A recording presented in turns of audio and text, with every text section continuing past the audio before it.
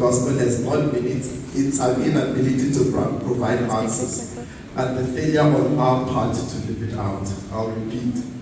I have little doubt that the single greatest obstacle to the impact of the gospel has not been its ability to provide answers, but our failure to live it out.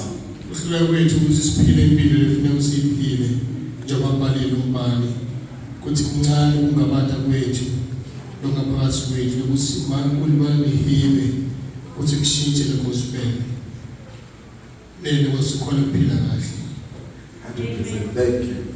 So every time I read this quote, it revives something in me. That the responsibility is great on us Christians. Usually we delegate their tasks to church or to preachers of the word.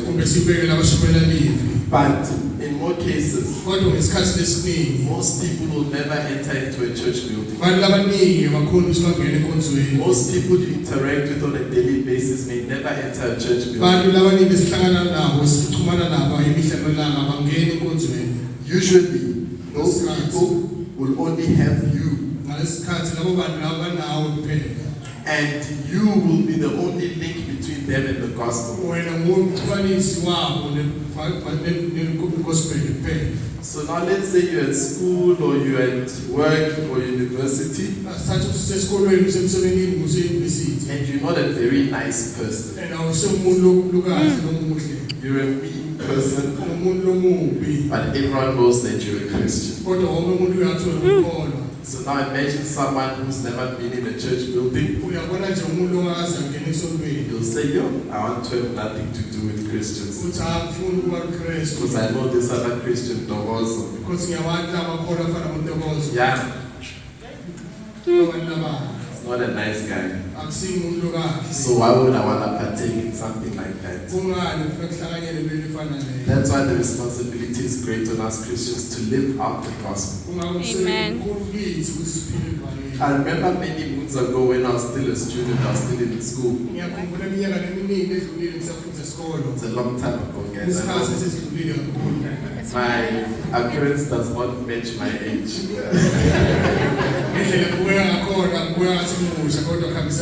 I'm much older than I seem. So many years ago when I was still at school, I was at Lowfield High. I remember how they used to stress out to us that if you're gonna, like when you leave the school premises and you're wearing your uniform,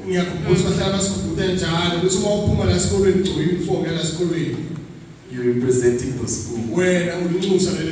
So if they see me in a corner somewhere, smoking and drinking with my friends, when people drive by, they don't see Ntokozo Nkwinika drinking and smoking with his friends. So exactly, they'll say those children from Lowfield High, they're very ill-mannered. So it's like us Christians. When we go out into the world, people do not see Ntokozo. They see that which you profess. You profess Christ, but you live and you are not nice to people, and that gives a bad impression of the gospel.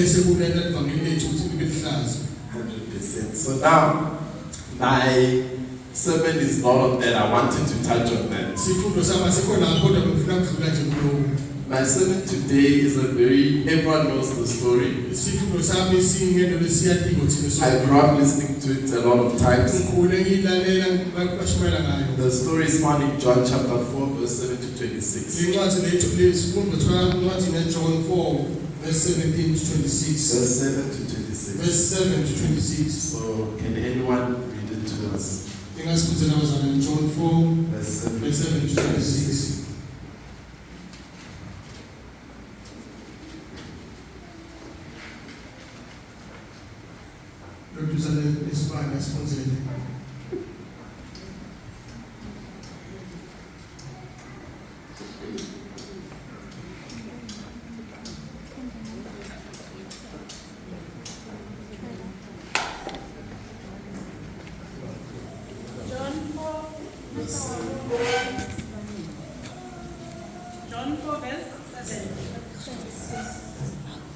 When the Samaritan woman came to draw water, Jesus said to her, "Will you give me a drink?" His disciples had gone into the town to buy food. The Samaritan woman said to him, "You are a Jew, and I am a Samaritan woman. How can you ask me for a drink?" For Jews do not associate with Samaritans. Up to 26. Jesus answered her, "If you knew the gift of God and who is it that asks you for a drink, you would have asked him and he would have given you living water." The woman said, you have nothing to draw with, and the well is deep. Where can you get this living water? Are you greater than our father Jacob? Lo mfati wathi, "Nkosi, awunalutho lokukha, kanti nalo mthombo uyashona. Pho utawathathaphi lawo manzi laphilayo? Kanti wena umkhulu yini kunababe wethu Jakobe lo asinika lo mthombo? Yena wanatha kuwo kanye nemadvodzana akhe nemihlambi yakhe." Jesu wamphendula wathi, "Wonke lonatha lamanzi lawa uphindze kome futhi. Kepha lowo lewunatha emandileni yawumnika wona, angeke aphindze kome naphakade. Ngoba emandileni yawumnika wona ekhathi kuye, ayawuba umthombo wemandla laphuphumako, kube kuphila lokuphakade." Umfati waphendula wathi, "Nkosi, ngiphe lawo mandi, khona ngingasayuphindze ngome, ngingeke uphindza ngite lapha kutewukha emanzi." Jesu wathi kuye, "Hamba ubike indvodza yakho nite lapha." Umfati wamphendula wathi, "Ngite indvodza." Jesu waphendula wathi, "Usho sibili na uthi ngite indvodza, ngobe sewuke waba nemadvodza lasihlanu, nalena lonayo yalakusiwe yakho, ukhulume iqiniso." Umfati wathi, "Nkosi, sengiyabona ukuthi ungumprofeti. Bokhokho bethu bemaSamariya bebakhonza uNkulunkulu kuyo lenzalo. NinemaJuda benithi iseJerusalema indzawo lapho kufanele kukhonzelwe uNkulunkulu khona." Jesu wathi kuye, "Mfati, kholwa kulokhu engikushoyo. Isikhathi siyeda lapho ningeke umkhonza babe etikwalenzaba noma eJerusalema. NinemaSamariya nikhonza lingakwayo. SinemaJuda sikhonza lesikwatiko, ngoba insinziso ivela kumaJuda. Kodwa isikhathi siyeda nenyelo sesifikile lapho laba labakhonza ngeqiniso bayakukhonza babe ngamoya nangeqiniso, ngoba babe kufuna labamkhonza kanjalo. uNkulunkulu umoya, nalabo labamkhonzako bafanele kumkhonza ngamoya nangeqiniso." Umfati wathi kuye, "Ngiyazi ukuthi Mesiya lokuthiwa nguKristu utawufika, nasefikile yena utakushiyela bonke." Jesu wathi, "Nginguye mina lengikhuluma nawe." Thank you for the people. Babe nizwi lakho selifunziwe, linemandla, lihlaba babe lihlukanise inhlangothi embili. Nasemini babe selifunziwe phambi kwethu, na incebo yakho seyimile phambi kwethu. Sicela Nkosi bese uyalichasisisa kangcono ngemlomo wakhe thina silalele. Wendele kuhle kwegama likaJesu. Amen. The story we've just read lapha sifunze khona begins with Jesus asking a woman at the well for a drink letha of wetala water. Jesu akuba nawo umfana amtela ukuthi amanzi. Now the answer this woman gives to Jesus. Impendulo letha kumazi uJesu. Number one, she questions Jesus on his nationality. Uqala uyambuza kuJesu ukuthi umhlobo. She says, "You are a Jew and I'm a Uthi Samaritan." ngimjuda mina wena umSamariya. And Jews have no dealings with Samaritans. Wajuda ahlangana bathelana bande Here we have our first problem. nayi inkinga yokuqala. Jesus asks for water, Jesu ucela amanzi. but he's getting a lecture on the conflict between Samaritans and Jews. Kodwa bese ufundisa ukuthi kunempi phakathi kwamaJuda namaSamariya. Now, was this woman totally wrong with her analysis? Bekazonke lobakenako ngendlela abayabonza yakhe. I don't think she was wrong because she's describing the situation. Angicabanga ukuthi bekazonke bekachaza simo Because Jesus was a Jew, ngoba Jesu wayengumJuda. she was a Samaritan, UmSamariya. and in those days, Jews and Samaritans didn't see to eye to eye. Ayisimlento amaJuda namaSamariya bengaboni ngesadini. And the conflict between Jews and Samaritans dates way back. Lokulo kumaJuda namaSamariya kuyinto leyihamba ibile emuva isikhathi lesizwe. And that animosity is well documented in the Bible. Lokungathelelani imali kubhaliwe naseBhayibhelini. The second problem or challenge this woman faced, back in those days it was deemed inappropriate for a man and a woman to be seen chatting together. Especially if you're not married to the woman. So, Jesus was a man and was approaching this Samaritan woman in the well,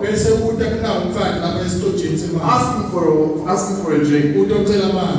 So now, there's two things. So, the woman, in my analysis, was not completely wrong. She's stating facts, right?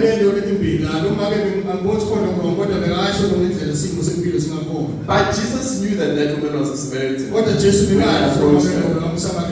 Over and above that, Jesus knew that there was a woman who was going to approach. But he still approaches that woman, asking for a drink. Now, there's different narratives theologians have about this woman. The first narrative tells the story of how this woman is an adulterer. How she's had many husbands. And the one she's living with now is not in the home. The second narrative tells a different tale. That maybe this woman was not an adulterer. But a woman who may have been a widow, who have been widowed 5 times. We don't know. And back in the days, and I read something very interesting. You know, back in the day, imagine if you a woman and you married 5 times. And all those 5 times the husbands died. And people would have looked at this woman and say, yo, she's cursed. So maybe that's why she was isolated from. And maybe that's why she went to the one at that time she went at. Whichever narrative it is, that's not where my message is. My message today deals not with the woman, but on the request Jesus has. So, in many a time, the woman makes a critical error by assuming that Jesus is asking her for a drink of water, that Jesus wants something from her. And we make that critical error in our everyday lives as well. When God asks us to do something, we think God wants something from us. But the story about the water in the well is something that's totally different. Jesus approaches this woman for a drink. In verse 4, when we read back, we notice that we can go to verse 4. Verse 4 reads, okay, from verse 3 and 4, he left Judea and departed again to Galilee. But he needed to go to Samaria. He was not going to Samaria. That was not his destination. His destination was Galilee, from Judea. But the Bible says he needed to go through Samaria.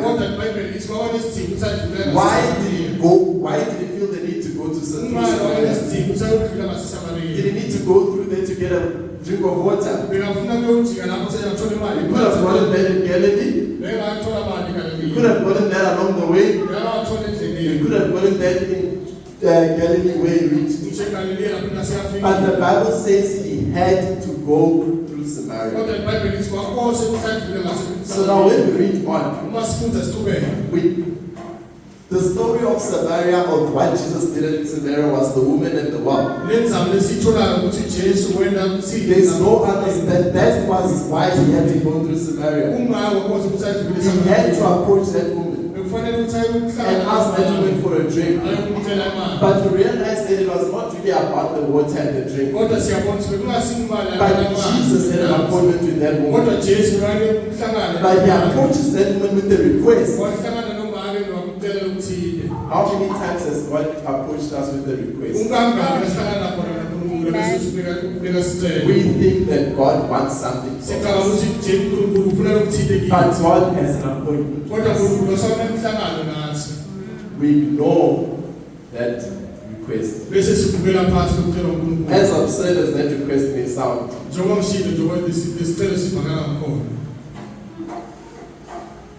Jesus asked this woman for water.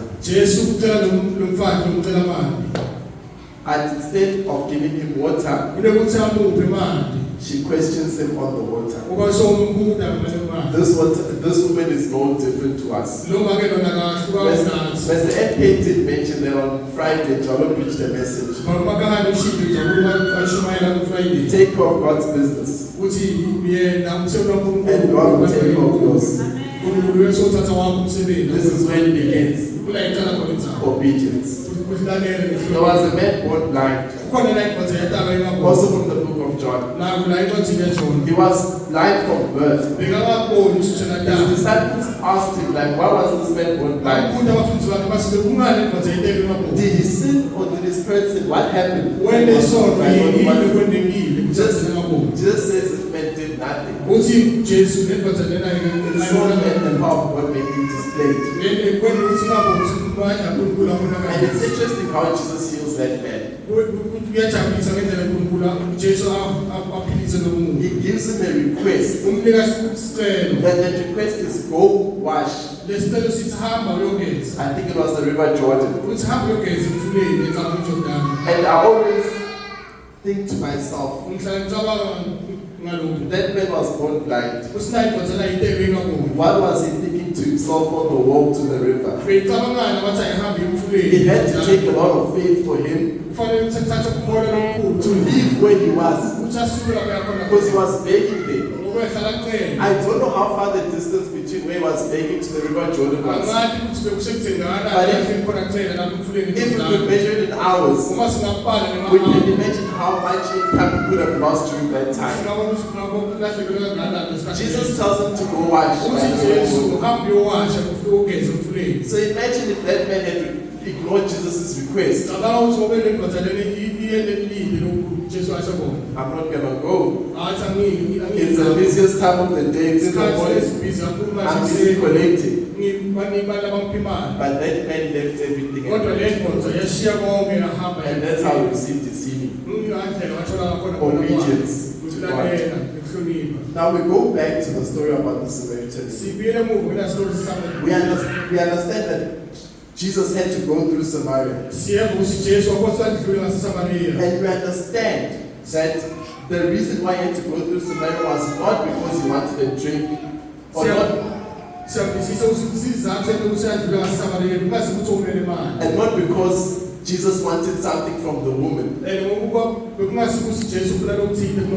fact, the Bible does not even tell us. In fact, it does. She doesn't give him that drink anyway by the end. Because Jesus wanted to give that woman something else. Water. That when she drinks from, she will not go thirsty again. And through her streams of living water will flow out. So Jesus does two things by the well. He tells the woman everything she ever did. And the second thing Jesus does, he confronts the woman about the truth of the gospel. It reminds me of a story when Jesus was crucified. He was crucified in the middle of two robbers, the thieves. I remember as a child I used to have empathy on the first thief. I'm not gonna lie. And I'll explain why. The first thief says to Jesus, if you are the Messiah, take yourself down from this cross. Tisuse ukuthi uyehlise lesiphamane. And while we're at it, Thina siseselapha. save us as well. Nathi sisindise. You see? And that's what the first thief says to Jesus. Uyokushiwo ngesigebengu sekuqala. And growing up as a child, I had a huge challenge with this. Ngisakhula ngihlala ngikubuka lokho. Because I empathized a lot with this. Bengivelana naso lesigebengu lesibuhlungu. He just wants to get down from the cross. Ufuna ukuthi asinde nje asuke lapha esiphambanweni And if Jesus is the Messiah, Jesu anawo amandla kuMesaya. he must save himself Kufanele and save them as asindise, well. siyabasindisa nabo. But that thief missed one important Kodwa thing. kukodwa lokhu lesigebengu lesaphuthelwa khona. What that thief reminds me it reminds me of a lot of atheists and agnostics. Lesigebengu lesi kuphethe iy'ngwilo ezithile. These atheists or people who don't believe in God, Labantu laba abakholelwa they'll kuNkulunkulu. tell you if God exists. Bathi uNkulunkulu ukhona. If God exists, Uma uNkulunkulu akhona, then he must show us some sign. kufanele asikhombise imbonakalo. They're not asking that question because they really want to see if God Ababuthi lo exists. mbuto lowo bafuna ukubona Jesu. They're asking that question is sinister in itself. Babuta lo mbuto lowo. In their minds, they've made the predetermination that God does not exist at all. Sebona banqumile emqondweni wabo ukuthi uNkulunkulu akekho. And look, I'm going to make a request and you won't do that request. Because you won't do that request, your God does not exist. Ngiyawucela ngeke akwena, ngiyakungakungisa. That was the position of the first thief. Lesigebengu lesiqala. Jesus was being mocked the whole day about his divinity. Jesu bebakuhlongela ilanga They lonke. even made a sign on the cross written King of the Jews. Baze babhala naye iphawu lapha That sign was esibhakabhaka mockery. Juda. They did not really believe he was the Bamukela King of phansi, the Jews. bebangathembi ukuthi inkosi. So he turns to Jesus and says,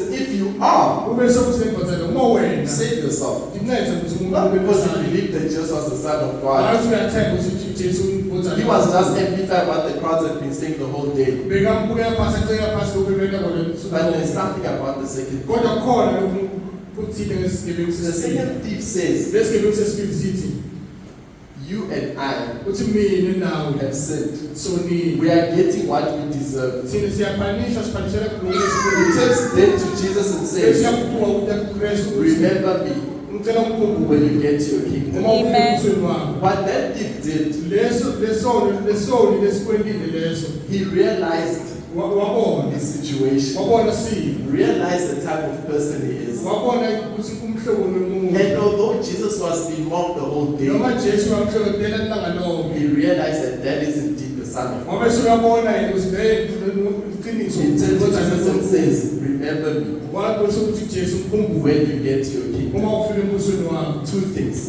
Kwesibili The first thing, he was confronted lokuqala bekabhekene with the reality of his situation, bekabhekene nesimo seqiniso kakhulu the naso situation of his sin. simo sesono sakhe. The second thing, Kwesibili he made the acknowledgement wabe suyavuma that Jesus is God. ukuthi Jesu uNkulunkulu. And this can be seen in Romans 10:9. Lokhu sibona encwadini yabaRomans 10:9. And although the stories aren't the same, Noma indzaba letingafani. there's a confrontation that takes place Kukhona kubhekana or a realization of the man's situation. Kukhona indoda la ibona khona isimo esibukane naso. And the second thing Kwesibili is the gospel. livangeli. The same thing with the Samaritan woman. Kanjalo kwengane kabaSamariya. She was confronted with the truth of the gospel. Bekabhekane nesimo seqiniso. After Jesus had told her everything Uma about Jesu himself, akutshele ngakho yobekile she ngayo. asked Jesus, are you a prophet? Wambuza Kristu ukuthi umprofeti na. And here's the truth of the situation. Here's the truth of the Nani situation. leqiniso lalendzaba. That woman Noma ke nona realized her helpless estate. wabona isimo sakhe Jesus then introduces the gospel to her, Jesu bese ungenisa ivangeli kuyo. and she believes the truth. Wabe uyathemba iqiniso. So now there's one very important thing to take out from the story of the thief on the cross Nyalo kunento lebalekile lefuna siyibone lesiqhamuka lapho lesenelezi and the woman as well. nalomake lona.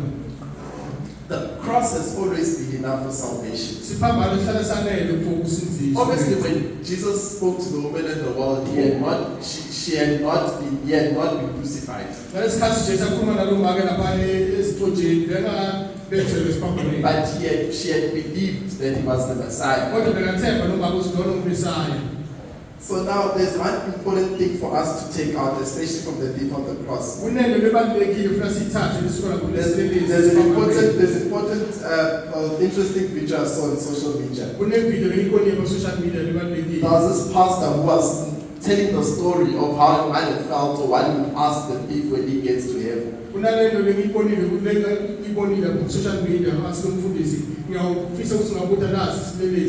would get to the thief and say to the thief, you've never been baptized, you don't know a thing about church membership, and yet you made it. How? Because we are not saved by all those things. All those things are important, yes. But we must not put our faith in those things. We are saved by grace alone, in Christ, through faith. That's it. That's how we are saved. We are not saved because we acknowledge certain church doctrines. It's Christ alone that who can save. The Assemblies of God does not have the power to save you. The Baptists don't have the power to save you. The Methodists, the Reformists, the Presbyterians, all those don't have the power to save you. It's Christ who saves. And Christ who saves alone. And no one else. So now, getting back to the story about the woman. She's confronted with the truth of her situation. Jesus has thus told her the truth about everything. Verse 21 to 24. And as a conversation takes place. And I think, as I was researching and reading on this, one of the most significant differences between Samaritans and Jews, a lot of them were doctrinal issues. But one of the main points of contestation was where to worship God. The Jews said God chose Mount Zion. The Samaritans believed it was Mount Gerizim and Shekel. This was one of the biggest animosities. And Jesus addresses this woman. Between verse 21 and 24, you can go back and read it. He first tells her the truth. It's like salvation is from us, the Jews. He tells her the truth. Remember, this is bitter contestation that has happened for many years. So now, Jesus points and he says to her, even though that may be the case, salvation is from the Jews. There is coming a time, and the time has now come.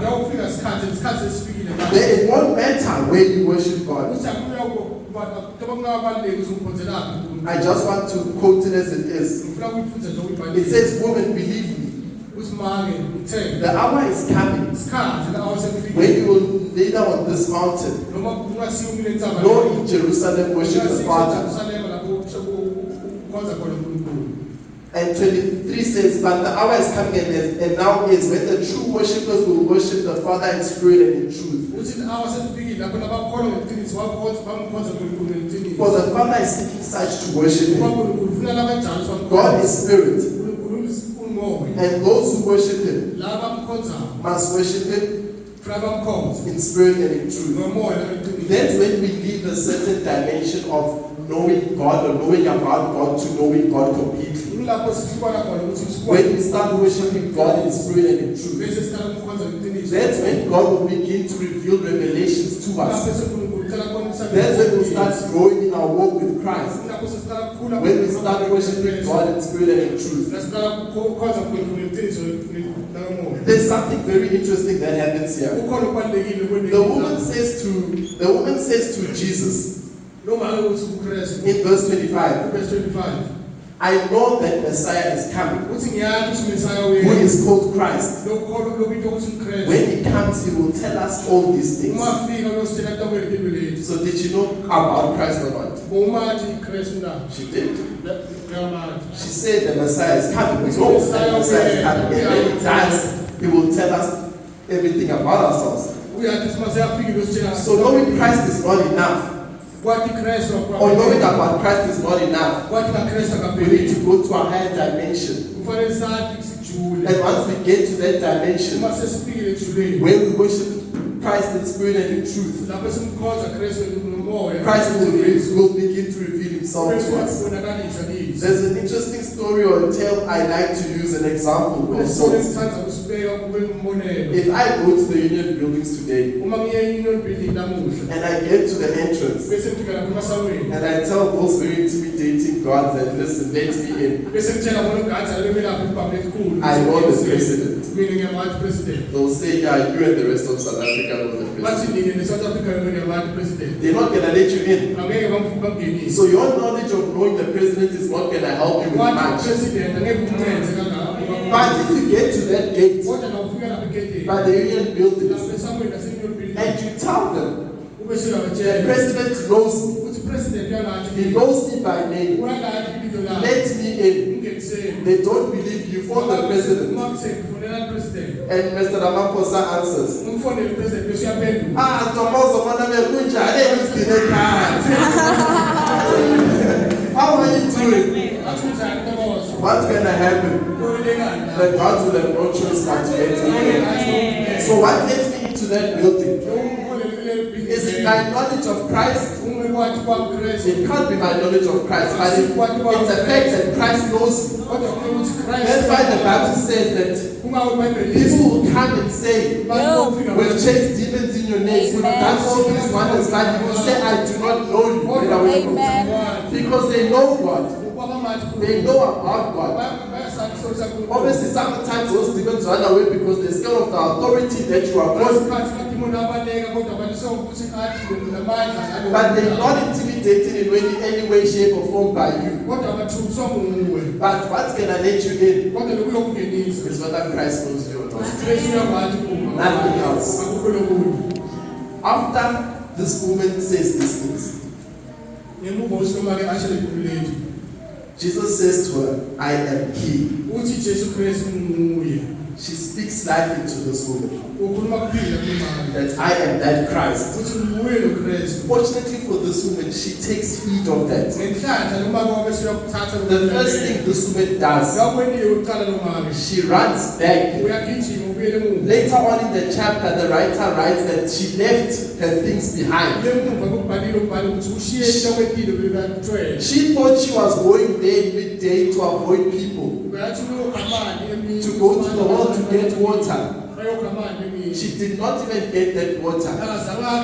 She ran back to the city. She went back to the same people she was trying to avoid, to tell them the truth about a man who told me everything about myself. When she had received this truth, she did not keep it to herself. She ran back to tell them what Christ had did for her. When she came to the well, she came there with shame. She got to the well, she had shame.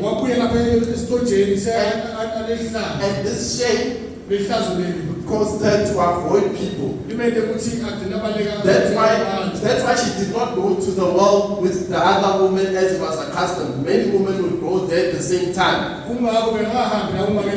went there on her own because she was carrying her own shame and bitterness. Maybe not shame that she had been a sinner, like we said. She may not have been, she was a sinner, we're all sinners before Christ, but what I'm saying is, she may not have been an adulterer. But the shame was the shame that she had carried, that was imposed onto her by her community. It doesn't matter what kind of shame it is. She was carrying it, and that's why she was avoiding people. But she gets to the well, thinking she was going to get water to drink. But that's where she meets a Savior. She runs back. There was an exchange that happened. She exchanged her shame. The shame, she exchanged it. And she became an evangelist. They say she probably was one of the first evangelists in the Bible. She ran back to the city to tell the people. Now, Jesus did not go to the well to get water. The woman was going there to get water. The water, she did not get that water. Besides, she got something way better. She got water that if you drink from this water, you will not go thirsty again. And out of you will flow streams of living fountains. Jesus met this woman at her need. Jesus set this woman free. We are talking about the exchange at the well. So now, this woman and the situation and the exchange that happened at the well, has that change happened with us? Are we still carrying our shame? Are we still knowing about Jesus and Christ, but not really know Him knowing us? For a time is coming, and it will come when we stand before God one day. It won't be about how many church services you entered. You could have gone to church on Monday, Wednesday, Thursday, Friday, Saturday, Sunday. The thief had never seen the inside of the church. And I'm not saying the church isn't important. It is important for our spiritual growth. We need church to grow in Christ. Because when we go to church, you are fed the word of God.